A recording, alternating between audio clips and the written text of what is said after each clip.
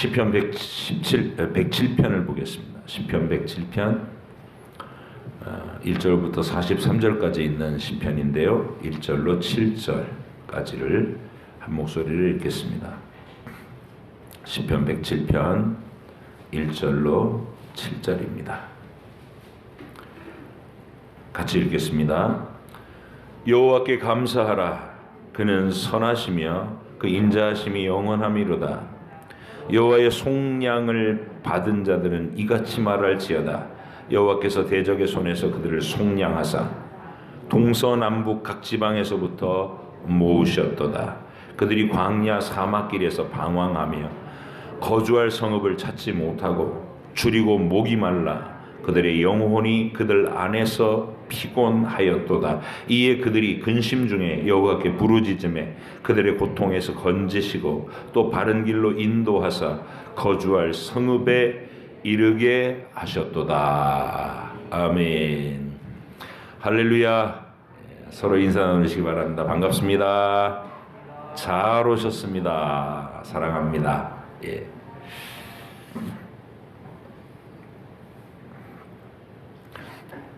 오늘 시편 107편을 통한 설교 제목은 인생이 하나님의 사랑을 배우게 되는 삶의 상황들이라고 정했습니다. 시편 107편은 총 5권으로 묶여진 시편 전집 중에서 마지막 5권이 시작되는 시편입니다. 107편부터 시작해서 150편까지가 5권이. 시편은 어느 한 시대에 한 사람이 있어서 완성한 단행본 시집이 아닙니다. 에스라라고 하는 천년에 한 사람 등장할까 말까 하는 경건한 학자가 모세 이후에 등장해서 이스라엘 역사와 그 속에 펼쳐진 하나님의 말씀들을 체계적으로 정리하던 그 시대에 만들어진 역사적 산물입니다. 바벨론 포로기의 마지막 시점과 예루살렘으로 돌아오던 기적의 포로기한 시대를 겹쳐서 살았던 에스라, 느헤미야 그리고 그의 동료들은 자기들의 역사에서 위대한 왕이자 경건한 시인이기도 했던 이 다윗의 시들을 중심으로 시편 제1권을 묶었습니다. 그렇게 작성된 이 시대와 저자의 상황들이 비교적 소상하게 드러난 시들을 먼저 중심으로 해서 2권, 3권, 4권을 편찬했고 맨 마지막 5권에는 작자 미상의 시들이나 다른 나라 민요와 같이 백성들 사이에 이미 널리 퍼져서 불려지던 경건한 노래들을 모아놓은 것, 그게 시편의 제5권입니다. 오늘 본문으로 보는 시편 107편은 그 5권의 첫 번째 시로서 누가 썼는지는 알 수 없지만 인생들에게 하나님의 사랑을 알게 해주는 가장 대표적인 삶의 상황들, 그거를 이렇게 찬송의 시로 표현한 경건한 내용입니다. 어떤 상황에서 우리는 하나님의 사랑을 배우게 될까? 이 얘기입니다.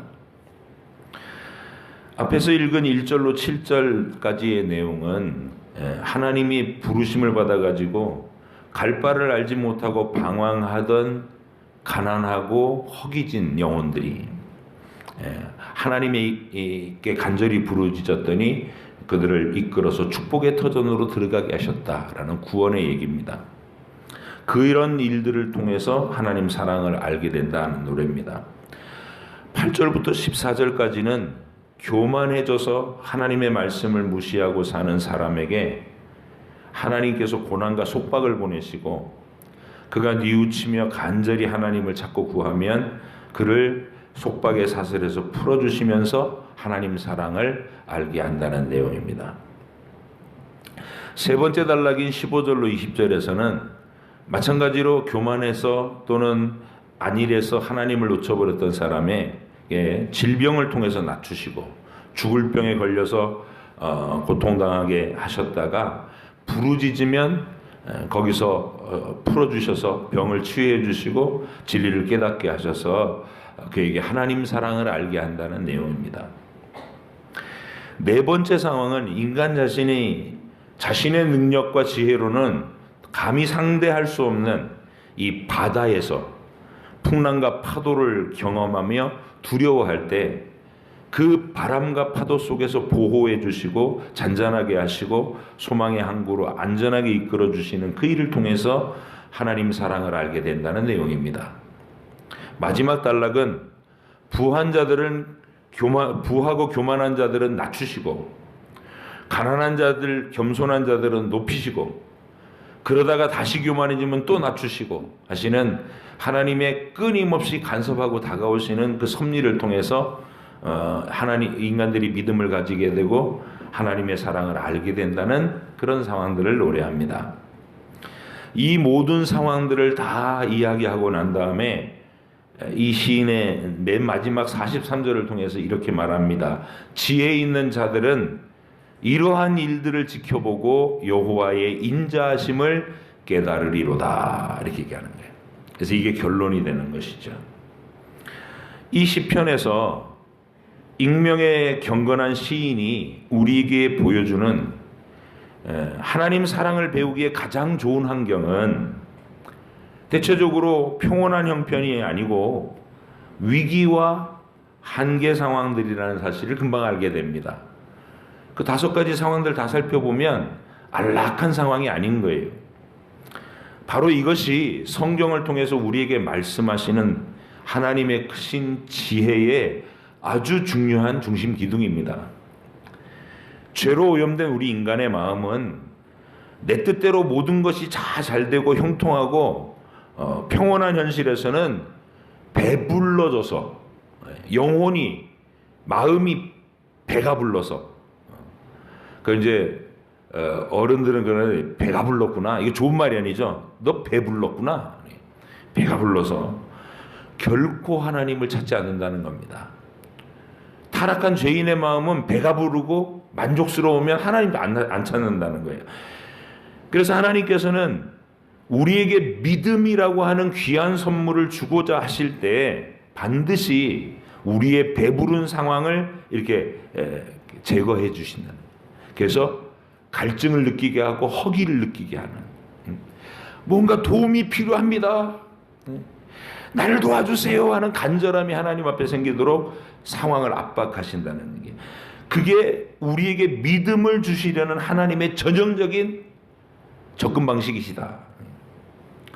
아브라함을 갈대아 우르에서 부르실 때도 여러분, 아브라함이 일평생 중에서 가장 안락함을 누리고 흔히 이 세상 사람들이 얘기하는 웰빙을 누렸던 시대는 하나님을 만나기 전이었어요. 갈대아 우르에서 살을 때.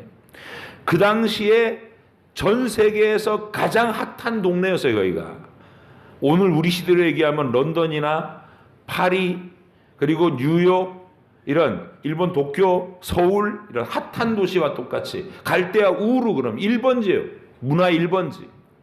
거기에 우상공장 공장장님의 아들이었어요. 아버지 데라가 잘 나가는 부자 아버지였어요. 그리고 아들들을 빵빵하게 받쳐주던 능력 있는 아버지였고, 그리고 아브라함이 살던 그 고향 땅에는 친척들이 쫙 포진하고 있어가지고 아브라함만 이렇게 돌아다니면 어느 집에서든지 칭찬받고 환영받는 데 행복 그 자체였어요. 근데 그때 아브라함은 뭐가 안 고파요? 심령이 배가 안 고파요. 갈증이 없어요. 그냥 어딜 가서나 안락해요. 하나님이 그런 아브라함을 구원의 진리로 이끌으시려니까 첫 번째 나타내갖고 압박하시는 게 뭐냐면, 고향을 떠나라, 친척을 떠나라, 아버지를 떠나라. 그걸 제거하고 위기의 땅에, 하나님이 보내려고 하는 땅에 들여보내놨을 때 거기 도착하고 가나안 땅에 겨우겨우 도착해서 느낀 게 뭐냐면, 처음에 맞닥뜨리는 게 기근이 임해요. 먹을 게 없어. 떠돌면서 방황해야 돼요. 그리고 가는 곳마다 눈들이 살벌해요. 이방인, 어디서 굴러온 나그네를 보는데 예쁜 아내가 자기의 목숨을 위협하는 상황이 됐어요. 그런 매일매일의 막 조여드는 공포와 위협 속에서 아브라함은 고향 땅에서는 한 번도 찾아보지 않았다. 뜬 눈으로 잠이 안 와요. 두려워서. 하나님 오라고 가라고 명령하신 곳에 왔는데 왜 저를 이렇게 고통스럽게 하십니까? 그러면서 매일 하나님한테 막 항변하듯이 기도하고, 그러다 실제로 살아 뺏기잖아요. 누이 동생이라고 거짓말하고 다니다가 애굽 왕이 데리고 가버렸어요. 아닙니다, 내 아내입니다, 이 말을 못하고 뺏겼어요. 그 밤에 아브라함이 얼마나 울부짖으며 기도했겠는가. 그렇게 방황하고 두려워하고 그랬던 아브라함을 하나님께서 착착착 이끄셔서 소망의 믿음 가운데로 안전한 거처에 딱 두신다는 얘기. 하나님은 위기의 땅에다가 우리를 두시고 우리의 심령으로 갈증을 느끼게 하시고 허기를 느끼게 하시고 간절함을 느끼게 만드셔서 비로소 하나님의 구원의 진리를 이렇게 눈뜨게 하신다는 것. 이게 시인이 바라보는 관점인 거예요. 이스라엘 백성들한테도 똑같이 했다는 겁니다. 그게 첫 번째 주제와 똑같이 통하는 거예요. 1절 7절을 그런 관점에서 다시 한번 보실게요. 제가 혼자 읽을게요. 여호와께 감사하라. 그는 선하시며 그 인자하심이 영원하미로다. 여호와의 속량을 받은 자들은 이같이 말할지어다. 여호와께서 대적의 손에서 그들을 속량하사 동서남북 각 지방에서부터 모으셨도다. 우리를 택하여 부르셨죠.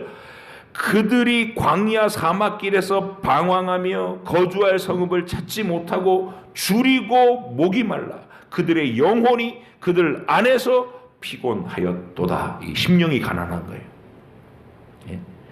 땅의 것으로 배부르고 만족되지 않는 위기의 땅에서, 이에 그들이 근심 중에 여호와께 부르짖음에 그들의 고통에서 건지시고 또 바른 길로 인도하사 거주할 성읍에 이르게 하셨도다.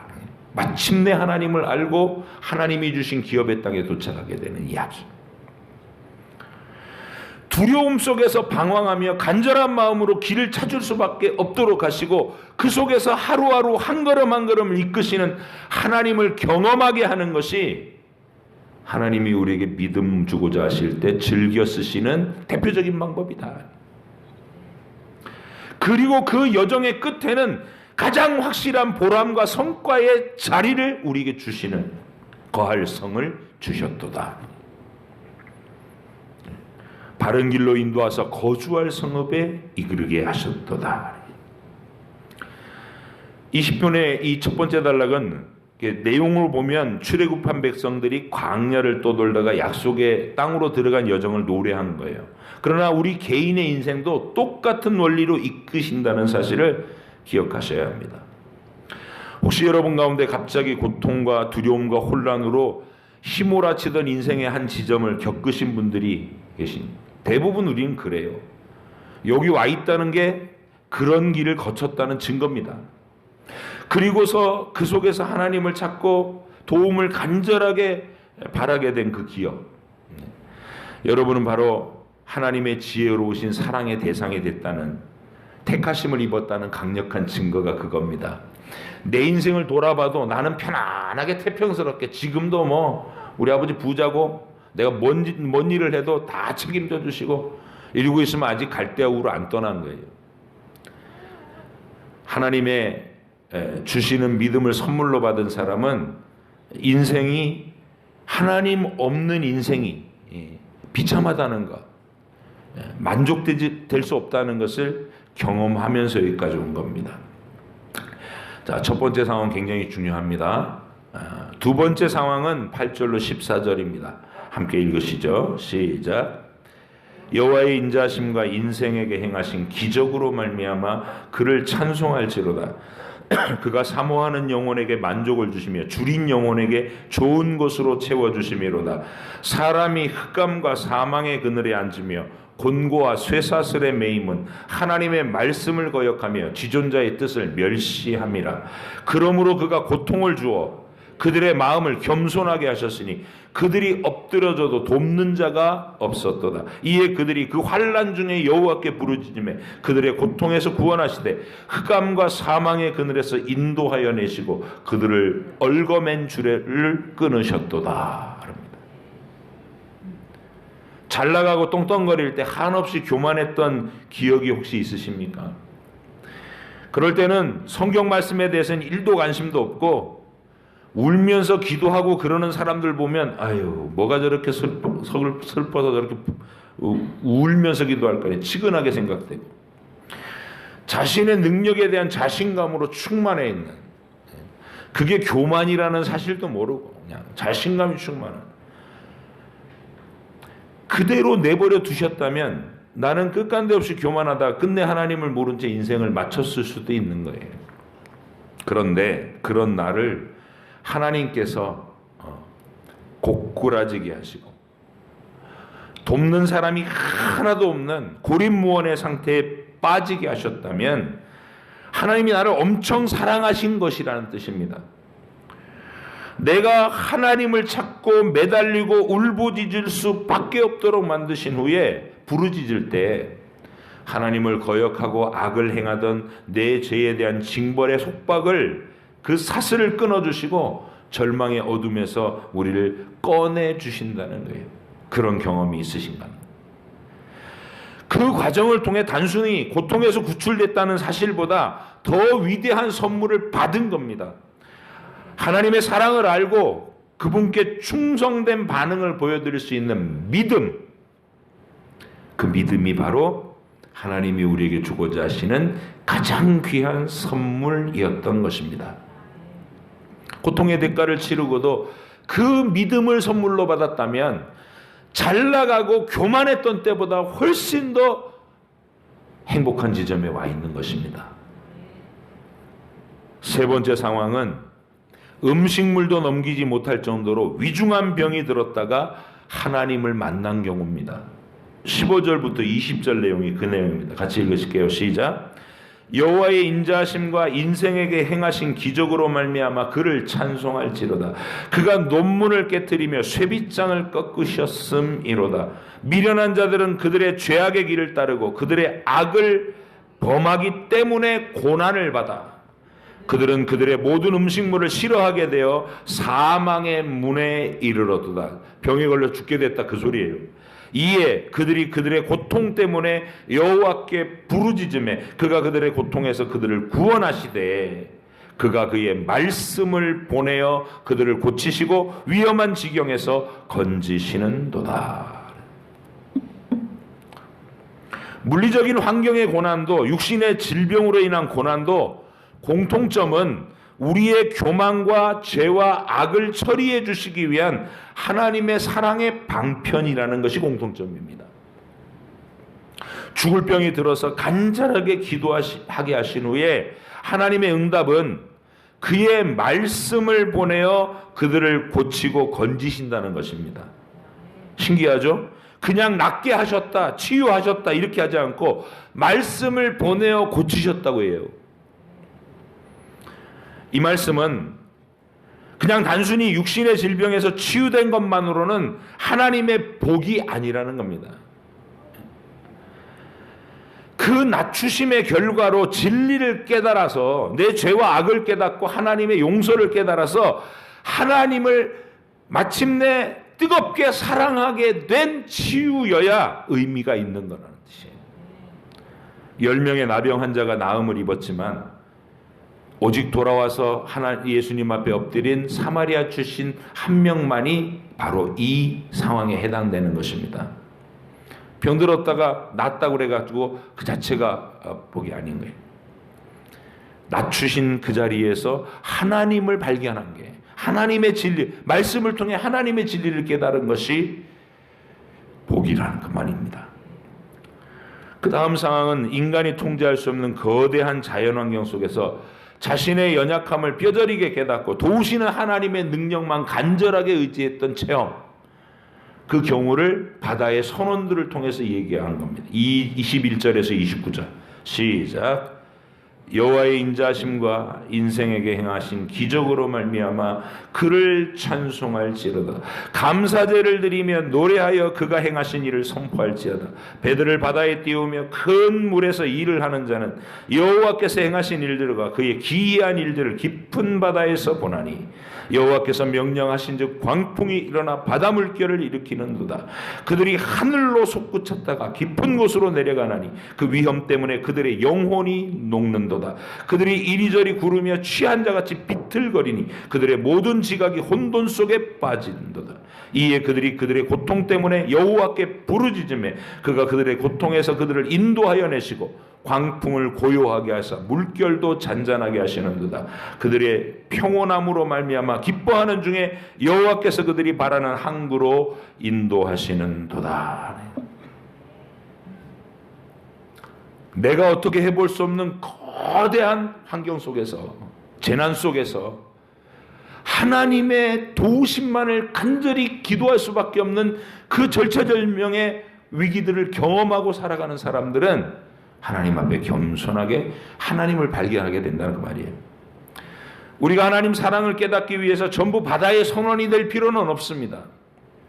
그러나 여러분들이 주의 깊게 인생을 쭉 살펴보면 우리는 이런 큰 재난 앞에 속수무책이라는 것을 스스로 깨닫게 됩니다.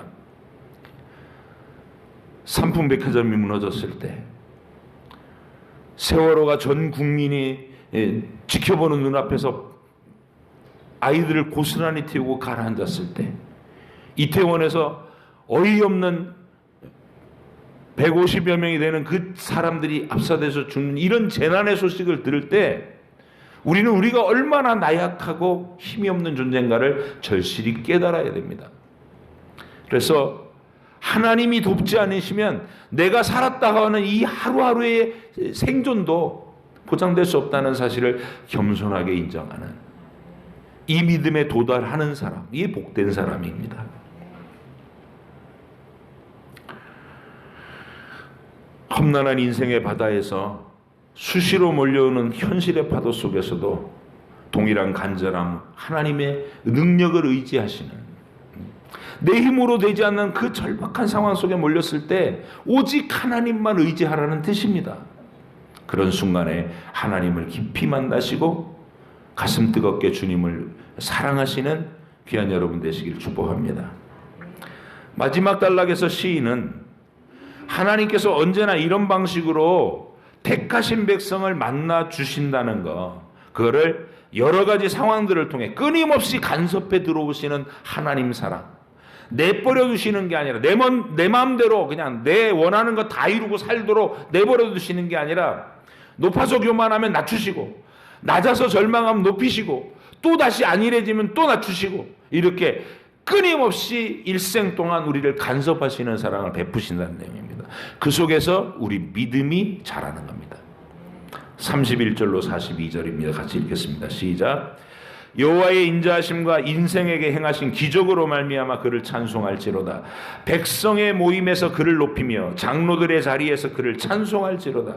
여호와께서는 강이 변하여 광야가 되게 하시며 샘이 변하여 마른 땅이 되게 하시며 그 주민의 악으로 말미암아 옥토가 변하여 염전이 되게 하시며 또 광야가 변하여 못이 되게 하시며 마른 땅이 변하여 샘물이 되게 하시고 줄인 자들로 말미암아 거기에 살게 하사 그들이 거주할 성읍을 준비하게 하시고 밭에 파종하며 포도원을 재배하여 풍성한 소출을 거두게 하시며 또 복을 주사 그들이 크게 번성하게 하시고 그의 가축이 감소하지 아니하게 하실지라도 다시 압박과 재난과 우환을 통하여 그들의 수를 줄이시며 낮추시는도다.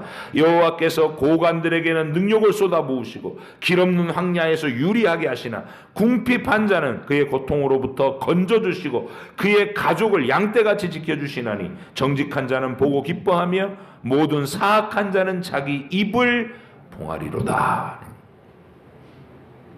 모든 다양함 속에 하나님께서 끝없이 간섭하시는 끝없는 간섭을 받는 사람,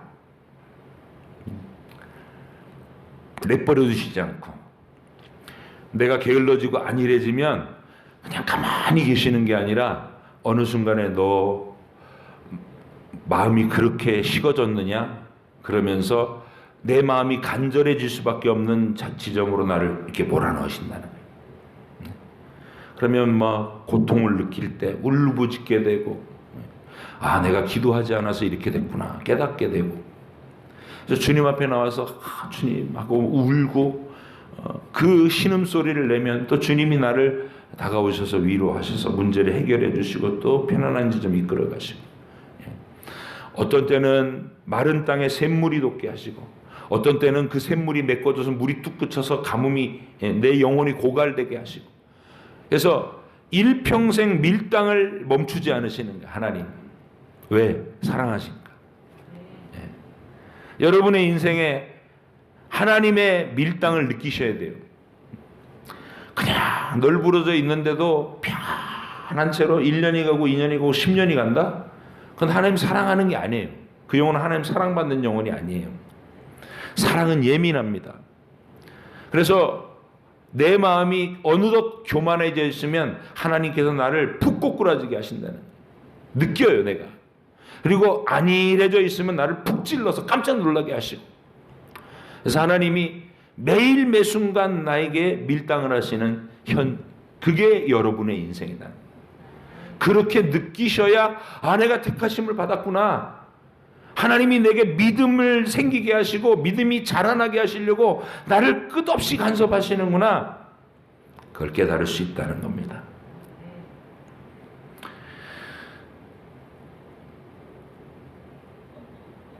간섭받는 내 인생에 이 다이내믹한 오르내림, 잠시도 그냥 넋놓고 살지 못하게 하루하루 매일 숙제를 보내시는 하나님, 그런 하나님을 감사할 수 있는 우리가 되기를 바랍니다. 그래서 감사만 하는 게 아니라 믿음이 자라야 돼요. 그 속에서 경험해 보는 거예요. 하나님께서 다루신 그 밀당에 내가 응해서 이렇게 반응을 하면 하나님과 나 사이의 사랑이 점점 이렇게 풍성해지고 돈독해지고 굳건해집니다. 그리고 내가 주님하고 주님과 이렇게 의미 있는 대화들을, 이렇게 행복한 대화들을 계속해 나갈 수 있는 믿음의 성숙함에 도달합니다. 그런 풍성한 비결을 오늘 밤에 구하시기 바랍니다. 마지막 43절을 함께 읽고 마치겠습니다. 시작.